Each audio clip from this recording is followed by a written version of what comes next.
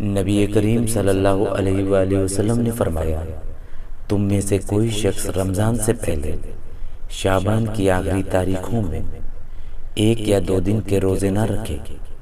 البتہ اگر کسی کو ان میں روزے رکھنے کی عادت ہو تو وہ اس دن بھی روزہ رکھ لے۔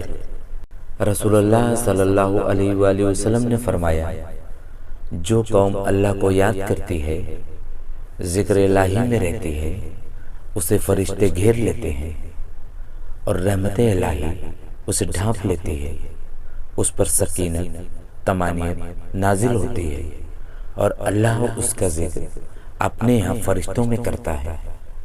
رسول اللہ صلی اللہ علیہ وآلہ وسلم نے فرمایا، جس شخص نے نماز عشاء باجماعت ادا کی تو گویا اس نے نصف شب کا قیام کیا، اور جس نے نماز صبح باجماعت ادا کی تو گویا اس نے پوری رات کا قیام کیا۔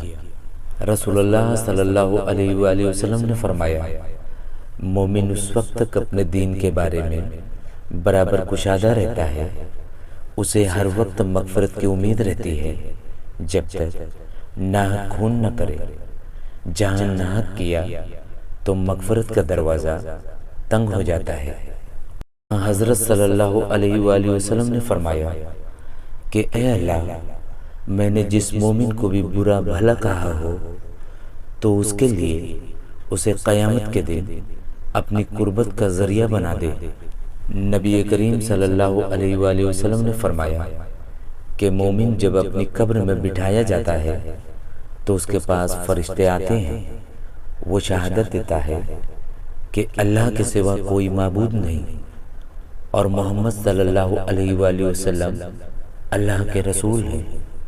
تو یہ اللہ کے اس فرمان کی تعبیر ہے جو سورہ ابراہیم میں ہے کہ اللہ ایمان والوں کو دنیا کی زندگی اور آخرت میں ٹھیک بات یعنی توحید پر مضبوط رکھتا ہے۔ پیارے دوستو، مزید اچھی احادیث ویڈیوز کے لیے ہمارے چینل کو ضرور لائک اور سبسکرائب کر لیں۔ بہت شکریہ۔